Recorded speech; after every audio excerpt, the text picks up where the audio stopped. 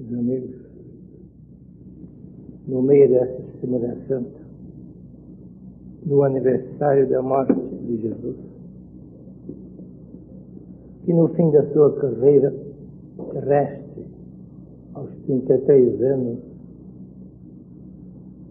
no dia 7 de abril do ano 33, hoje é 8, quase que coincidimos com o aniversário da morte de Jesus, que foi no dia 7 de abril do ano 33. Ele disse: está consumado. Está consumado o quê? Está consumada a minha tarefa terrestre. Entrei na minha glória. Não devia, então, o Cristo sofrer tudo isto para se entrar na sua glória? É a proclamação da sua autorrealização completa. Está consumado. Todos os livros sacros da humanidade, dentro e fora do cristianismo, convergem num único ponto: libertação. Libertação do homem e nada mais. A libertação interior. Libertação de quê? Da longa e multimilenar escravidão.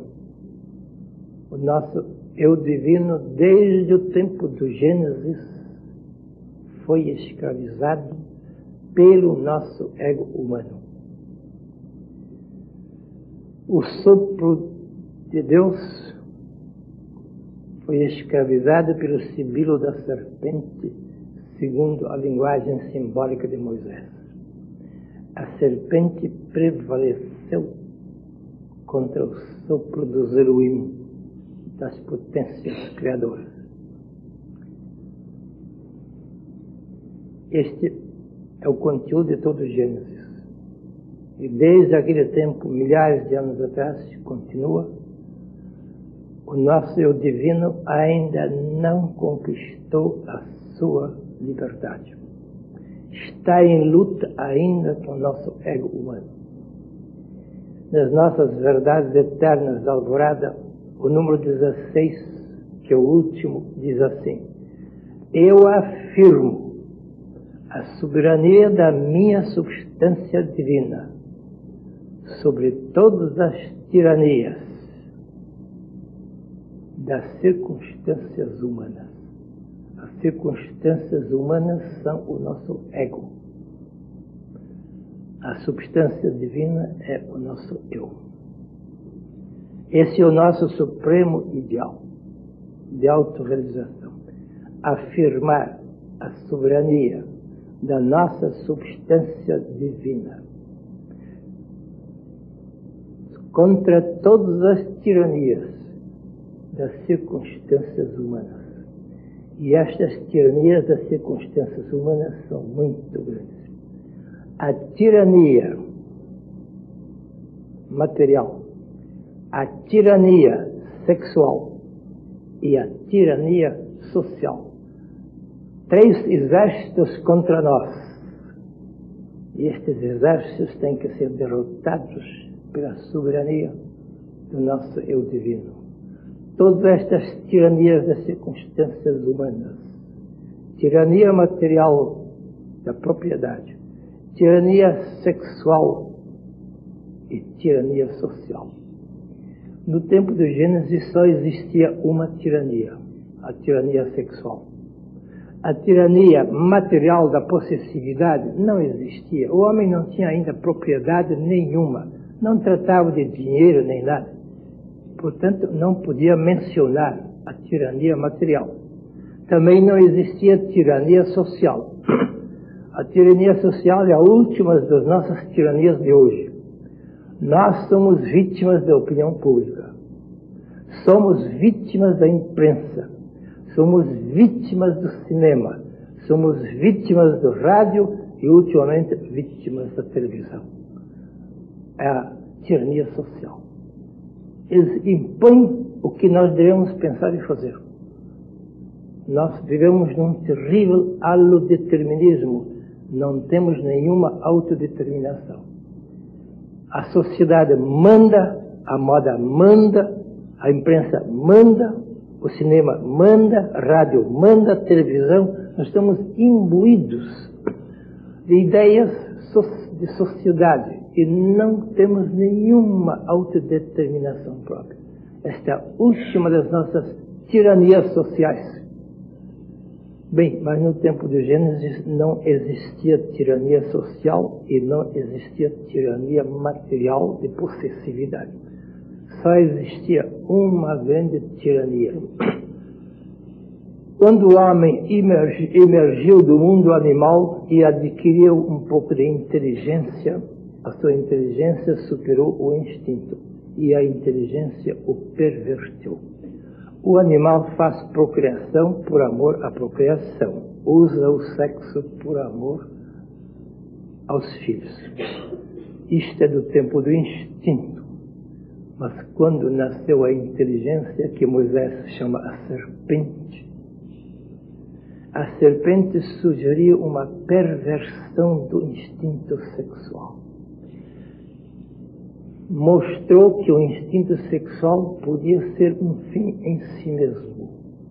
Podia ser uma idolatria masculina e feminina. A gente podia praticar a libido sexual para satisfazer a luxúria sexual.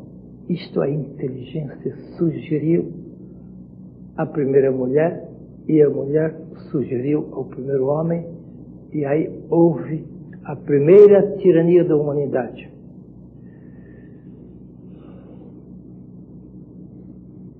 Adotaram a luxúria sexual como um fim. O animal não sabe nada disto. O animal pratica sexualidade, mas unicamente para a procriação. Não é um fim para ele. E a humanidade degenerou na idolatria da sexualidade. Esta é a primeira maldição do Gênesis. Aquela tríplice maldição que os Elohim, as forças criadoras, porque no Gênesis nunca se fala de Deus, só se fala nos Elohim, nas forças criadoras. Lançaram 3 maldições. A maldição à inteligência, a maldição à mulher e a maldição ao homem. Por causa disto, perversão do instinto sexual. A única tirania que havia naquele tempo. A serpente disseram os Elohim: porque fizeste isto, porque perverteste o instinto natural do animal. Rastejarás no teu peito e no teu ventre e te nutrirás do pó da terra. Esta é a maldição da inteligência. Rastejarás no teu peito. A Vulgata omitiu a palavra peito, mas no grego está. Rastejarás no teu peito, que é a parte emocional, e no teu ventre, que é a parte material, e comerás as coisas da terra durante toda a tua vida. A inteligência não se preocupa com nada, a não ser o pó da terra. O pó da terra. A inteligência se nutre das coisas terrestres. A filosofia diz: nada há no intelecto que antes não tenha estado nos sentidos. A inteligência só se nutre das coisas materiais. Ela nada sabe de espiritualidade. Desde o tempo do Gênesis é assim. A mulher teve que ouvir o seguinte: porque atendeste a voz da serpente, em dores darás à luz a teus filhos e terás muitos incômodos com a gravidez e estarás sob o domínio do homem. Esta foi a maldição lançada pelos Elohim à mulher que se deixou derrotar pelo ego. O homem teve que ouvir o seguinte: a terra seja maldita por tua causa. Se a trabalhares, ela só te produzirá espinhos e abrolhos, e comerás o teu pão no suor do teu rosto.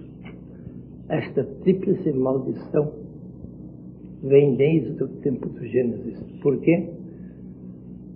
Porque a soberania da nossa substância divina foi derrotada pela tirania das circunstâncias humanas.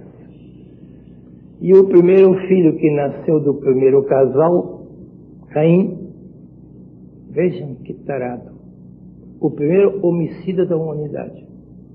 O primeiro homem que nasceu neste mundo foi o primeiro homicida.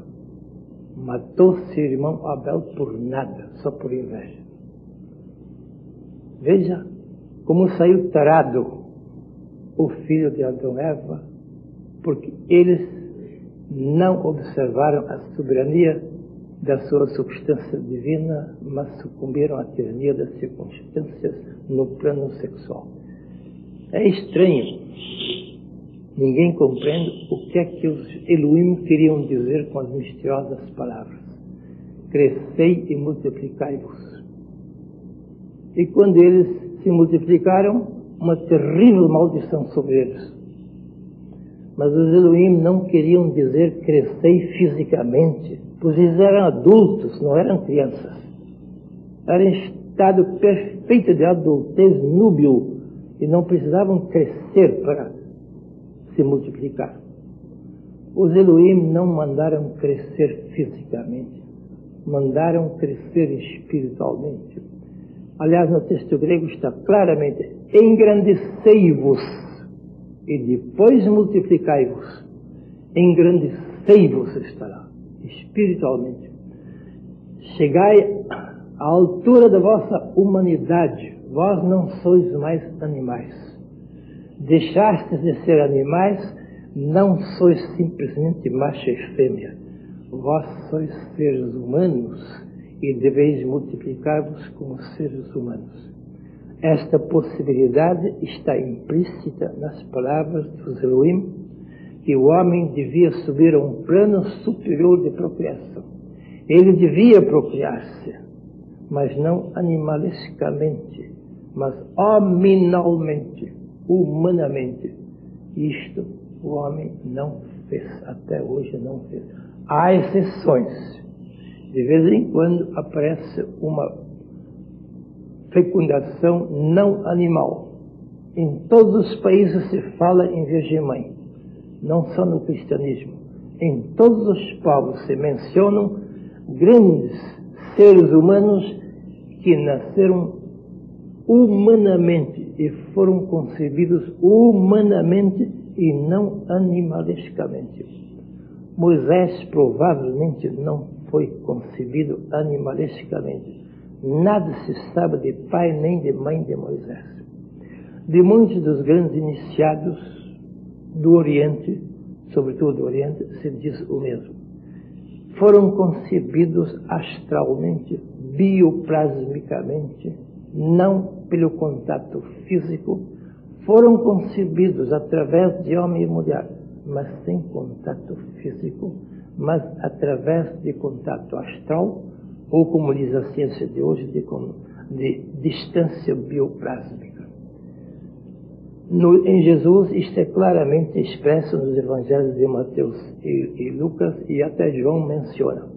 Isaías já tinha dito seis séculos antes de Cristo. A nova humanidade começará quando a Virgem estiver grávida. Este é o texto exato de Isaías, no capítulo 7, versículo 14. Quando a Virgem estiver grávida, humanamente, normalmente, animalisticamente, uma virgem não pode estar grávida. Se está grávida, não é virgem. E se é virgem, não pode estar grávida. Isaías, porém, quer dizer, na futura humanidade, na nova humanidade, a concepção se dará não animalisticamente, mas humanamente. E desta concepção humana nascerá a nova humanidade, cujo grande predecessor foi o corpo de Jesus. A nova humanidade, como Lucas conta misteriosamente, e Mateus também. Isto foi a grande tirania no princípio da humanidade. A única tirania a multiplicação animal em vez de uma multiplicação hominal. Mas em nossos dias existem outras tiranias. A tirania da possessividade e a tirania da sociedade. A mais recente é a última. A possessividade também já é antiga. O homem se apodera de certos bens e diz: isto aqui é meu e dos meus, e acabou-se. E guerreia toda a humanidade, faz guerras à torta direita por causa da possessividade. Agressões violentas, sempre por causa dos bens materiais. Todas as guerras vêm da possessividade. A agressividade bélica é uma consequência da possessividade gananciosa da humanidade. A humanidade está derrotada, não só pela sexualidade, mas também pela possessividade e pela agressividade, até hoje. O cristianismo também continua no mesmo plano, infelizmente. O cristianismo nasceu puro. O cristianismo nasceu no dia 30 de maio do ano 33, em Jerusalém. Isto nós sabemos com absoluta certeza. O primeiro Pentecostes era no dia 30 de maio, num domingo, no dia 33 da nossa era. O cristianismo só tinha 120 pessoas. 120 discípulos de Jesus fizeram a sua meditação de 9 dias no cenáculo de Jerusalém. Logo depois da ascensão, que foi numa quinta-feira, eles tiveram a ordem de se reunir em oração permanente. E eles o fizeram. Eram 120 pessoas, diz Mestre Lucas, homens e mulheres. Ficaram 9 dias em profunda meditação. E no 10º dia, que era domingo, que era no dia 30 de maio, sabemos, surgiu das profundezas o eu divino e incorporou o ego humano. Eles abriram os olhos para a soberania da sua substância divina e incorporaram todas as tiranias das circunstâncias humanas na soberania do seu espírito. Saíram do cenáculo completamente transformados. Nada mais de egoísmo, nada de ganância, nada de luxúria, tudo compreensão espiritual. Foi o nascimento do cristianismo verdadeiro. Não vamos usar a palavra cristianismo, que já está tão deturpada. Da cristicidade. Era o nascimento da pura cristicidade de 120 pessoas. E que diz Mestre Lucas? Logo que eles saíram do cenáculo, depois de terem recebido o Espírito da verdade, o primeiro que eles fizeram é desfazer-se das suas posses. Eles disseram: mas nós podemos possuir bens materiais? Isto é incompatível com a nova humanidade. Vamos socializar livremente os nossos bens, que todos possam participar daquilo que é meu, e não somente eu. Não. O meu é da humanidade. O meu não é mais meu. O meu é nosso. E como nós fazemos parte da humanidade, diziam, nós vamos usufruir aquilo que é de todos. Como somos parte da humanidade, temos direito ao usufruto, mas não à posse. Renunciaram voluntariamente à posse dos seus bens, mas ficaram com o usufruto para não virarem mendigos. Porque o usufruto é permitido, mas a posse é absolutamente proibida pelos maiores mestres da humanidade. O Cristo não fez nenhum segredo disto. Quem não renunciar a tudo que tem, não pode ser meu discípulo. Ele pode usufruir as coisas que são da humanidade de Deus, mas não pode possuir. A posse é um latrocínio perante Deus. Não a posse, não a abdicação legal da posse, como querem certos mestres da humanidade de hoje, ninguém pode proibir legalmente a posse. Legalmente não se pode proibir a posse. Isto dá desordem maior do que antes. Mas a gente pode renunciar voluntariamente à posse. Isto não dá desordem, isto dá grandeza. Não a renúncia compulsória por lei, não. Mas a renúncia voluntária pela voz da consciência. Isto fizeram os 120 que iniciaram a verdadeira cristicidade. Mas hoje em dia, nenhuma igreja cristã insiste nisso. Dentro do cristianismo pode haver os maiores possuidores, os maiores milionários, todos são santos, todos estão aprovados pelas suas igrejas. Nenhuma igreja insiste na renúncia, nenhuma das posses. Também nenhuma igreja insiste na renúncia sexual. Não. Quem é legitimamente casado, sobretudo quando ele é casado na igreja, pode praticar todas as luxúrias sexuais que quiser, contanto que seja entre marido e mulher e não com outros. Isto todas as igrejas permitem. As igrejas insistem, as igrejas permitem que tenha filhos, geralmente de 2 em 2 anos, um casal pode ter filhos normalmente, mas as igrejas permitem que para ter um filho de 2 em 2 anos, o casal pode praticar 365 noites de luxúria sexual na cama de casal. Isto as igrejas permitem. Isto é honesto. Isto é cristão. As igrejas permitem isto. Nenhuma igreja proíbe. Então, temos que apelar para uma instância superior às próprias igrejas, para a nossa consciência crística. Não as igrejas cristãs, porque já estão todas deturpadas. A nossa consciência crística.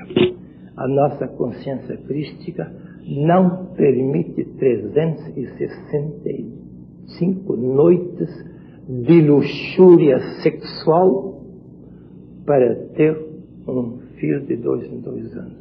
Isto é uma horrível tirania.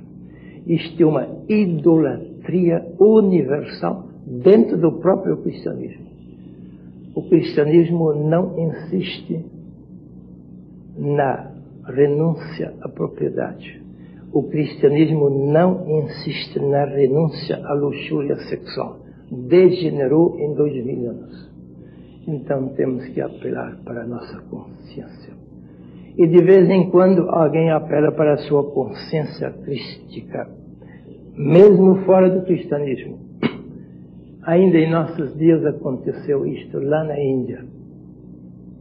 Um homem 100% crístico, mas não cristão, Mahatma Gandhi, fez isto. Há pouco apareceu um livro em inglês sobre Gandhi. E o autor deste livro diz: é de veras estranho. O melhor cristão do século XX é um pagão. O melhor cristão do século XX é um pagão, referindo-se a Mahatma Gandhi. Por que é que ele diz que o melhor cristão do século XX? Porque Gandhi compreendeu que ele devia também emancipar-se da tirania sexual. Ele era casado, tinha 4 filhos e já tinha 37 anos de idade, em plena virilidade. Ela tinha menos. Era um casal relativamente jovem ainda. Ela com 30 e poucos anos e ele com 37 anos. Tinham 4 filhos. E Gandhi estava em plena campanha de abolição do domínio britânico sobre a Índia. Queria a emancipação nacional da Índia. Mas não conseguia nada, porque o Império Britânico há 150 anos ocupava a Índia e não era fácil emancipar. Tanto assim que Gandhi não permitia usar armas, somente a alma e nenhuma arma. Só pelo poder da alma, ele queria emancipar a Índia do domínio britânico. Um dia, ele se viu meio desanimado.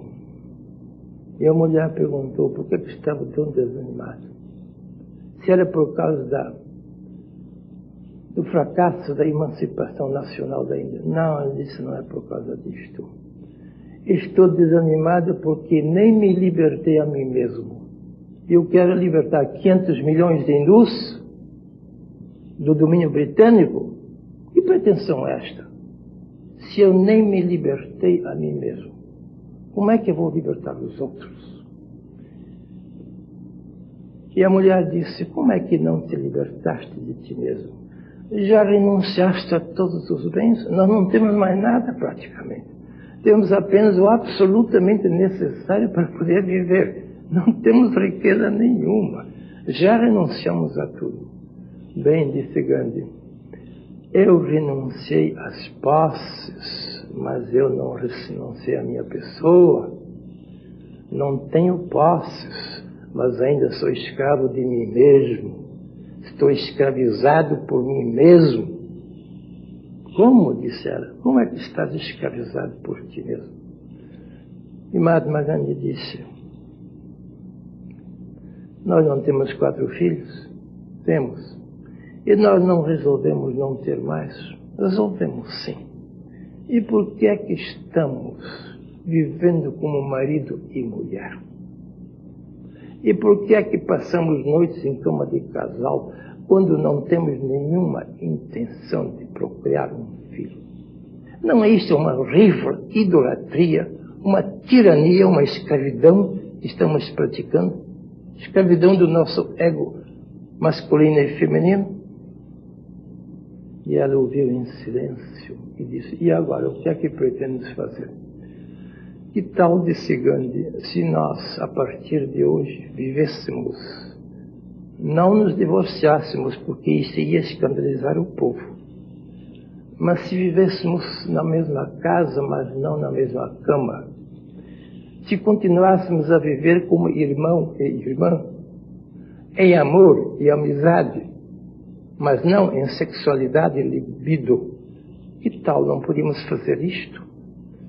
E ela, cheia de alegria, disse, eu já pensei nisto diversas vezes, não te quis dizer para não te ofender.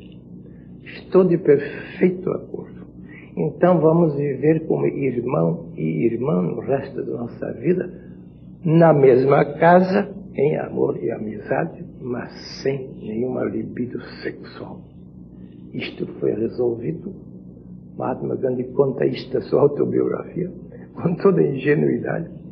Foi resolvido quando Gandhi tinha 37 anos e ela tinha menos. E ele diz, ele é terrivelmente sincero, ele diz, fui derrotado por mim mesmo.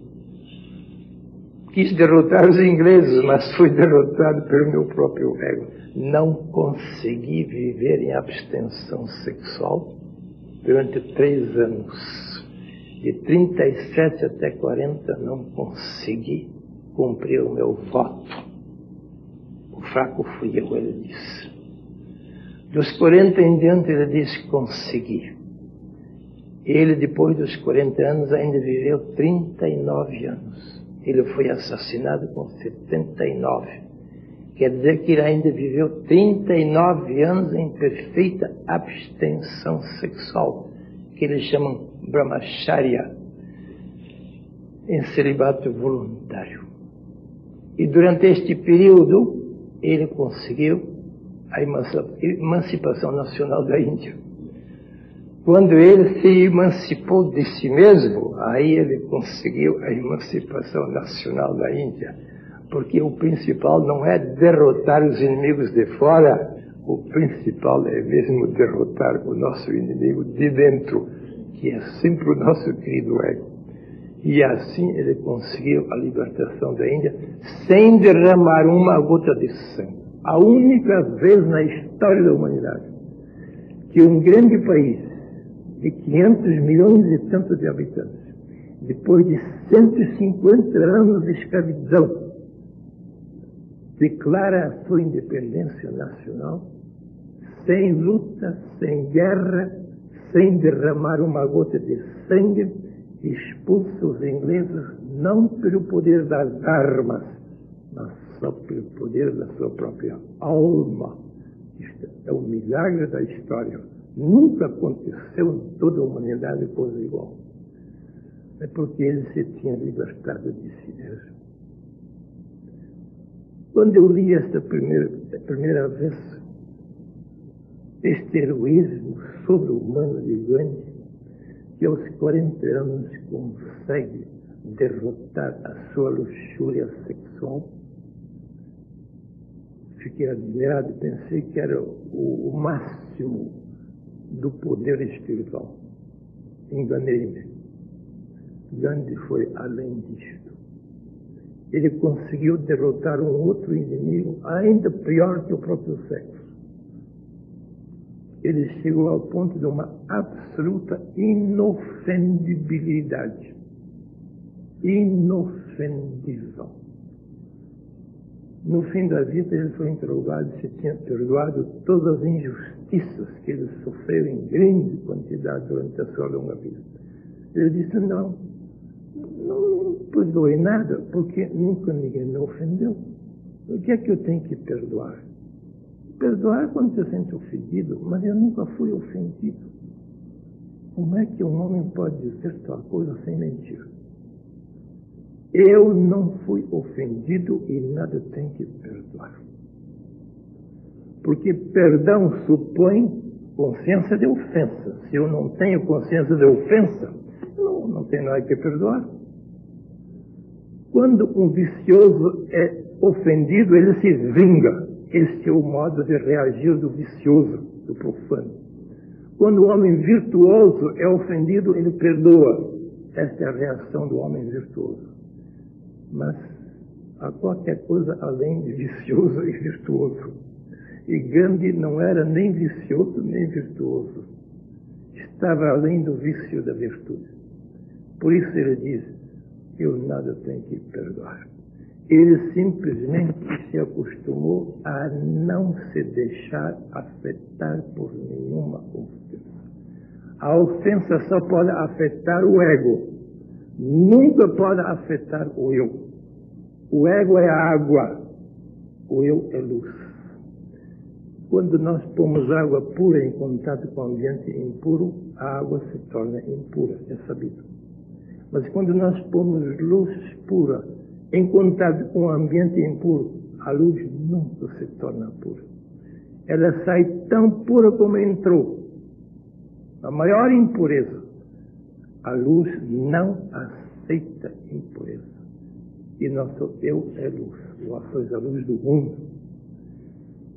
Quando alguém chega à consciência do seu eu luminoso, pode haver milhares de ofensores neste mundo. Não há nenhum ofendido. Porque se ele se sente ofendido, ele se põe no mesmo plano do ofensor. Ele se degrada ao ego. Porque o ofensor só pode estar no plano do ego. E se há um ofendido e um ofensor, há dois egos. Um ego ofensor e um ego ofendido. Que triste coisa é esta de a gente se sentir ofendido. Mas quando a gente se acostuma a não se identificar com o ego e a ignorar completamente essas misérias do velho ego, então a gente pode dizer, não, ninguém me ofendeu. Ofendeu este palhaço ego, mas não a mim, que eu sou a luz do mundo. Este palhaço ego sempre se sente ofendido.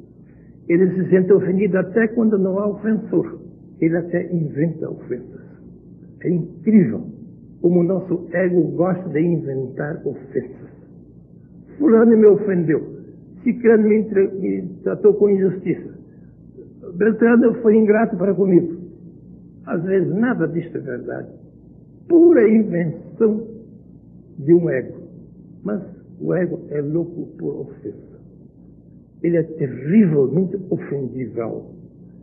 E quando a gente chega à inofendibilidade, tanto o maior triunfo da sua substância divina sobre todas as tiranias das circunstâncias humanas. E Gandhi chegou a isto. Isto eu considero maior que a sua própria abstenção sexual aos 40 anos até o fim da vida. Quer dizer que é possível, em pleno século XX, conquistar a vitória do eu divino sobre todas as misérias do ego humano. Exige uma força extraordinária que está potencialmente em cada um de nós, mas atualmente não foi desenvolvida. Na maior parte dos homens, esta força vitoriosa continua a dormir a vida inteira e nunca acorda. Aqui estamos para tratar seriamente da nossa libertação. Nada temos que fazer na meditação e no retiro, senão forjar armas para a nossa libertação. Nós não vamos libertar-nos durante o retiro, mas podemos forjar armas poderosas à consciência do nosso eu divino. Eu e o Pai somos um. O Pai está em mim, eu estou no Pai. E as obras que eu faço, não é o meu pobre ego que as faz. É o meu eu divino, o Pai que faz as obras. Quem entra nesta consciência da identificação com o seu eu divino, pode viver vitorioso 24 horas por dia, 365 dias por ano, sem ser derrotado pela tirania do seu ego humano, mas ser perenemente vitorioso na soberania do seu eu divino. Este é o grande ideal nosso e de toda a humanidade. Vamos forjar as nossas armas, as armas da nossa alma, não as armas do nosso corpo, que são violentos, mas as armas da nossa alma, que nos podem libertar de toda a escravidão e fazer-nos entrar naquilo que Paulo de Tarso chama a gloriosa liberdade dos filhos de Deus.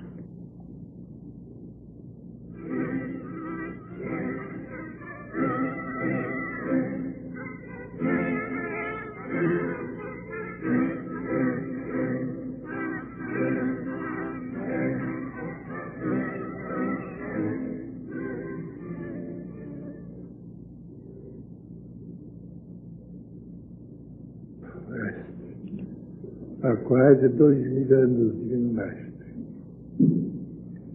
lá no alto do Gólgota, em Jerusalém, do trono ensanguentado da tua cruz, tu disseste, está consumado. E nós estamos celebrando o aniversário deste dia, dessas palavras.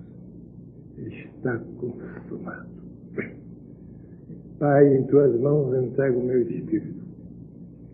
Estava consumada a tua perfeita libertação.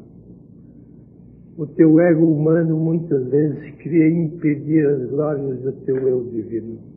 Tinha medo do sofrimento. Pediu que passasse o cálice do sofrimento, Senhor.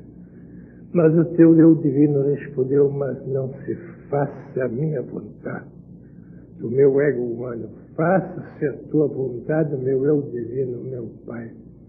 Mesmo que eu beba o cálice do sofrimento até a última gota. E o teu ego humano bradou, meu Deus, por que me desamparaste? Mas o teu eu divino no Crístico logo respondeu, mas Pai, em tuas mãos entrego o meu espírito. Está consumada a minha tarefa terrestre. A razão de eu ser da encarnação do meu verbo terminou hoje, às 3 horas da tarde, na sexta-feira, antes da grande Páscoa. Está consumada a minha missão. Divino Mestre, quando poderei eu dizer estas palavras? Está terminada a minha libertação, ao menos no estágio terrestre da minha evolução? Será que eu posso dizer tais palavras no fim da minha vida terrestre? Está consumado. Por enquanto eu tenho que dizer que está começado. Será que eu já posso dizer que está começado a minha libertação? Ou nem posso dizer que está principiada e começada, iniciada a minha libertação? Se ainda não iniciei a minha libertação, seja hoje, no aniversário da tua consumação, o dia em que eu possa dizer, estou começando a minha libertação. Não te peço, meu mestre, que me libertes dos meus inimigos. Peço-te apenas que me libertes de mim mesmo. Não te peço que me libertes de tragédias, de desastres, de doenças e de morte. Não. Isso são coisas externas que não afetam a minha soberania interna. Peço-te apenas me libertes da tirania do meu próprio ego humano e me ajudes a conquistar a soberania do meu eu divino. Isto te peço no dia da tua morte e no dia da tua consumação terrestre, que eu possa dizer, pelo menos, comecei. Hoje, na Sexta-feira Santa, comecei a minha libertação. Pelo menos, não tenho mais fome de escravidão. Já comecei a ter fastio da minha velha escravidão. E o fastio da escravidão é o início, ou pelo menos o prelúdio da libertação. Divino Mestre, em nome da tua consumação na Sexta-feira, te peço, me dês forças para que eu também possa dizer um dia, está consumado. Pai, em tuas mãos, entrego o meu espírito.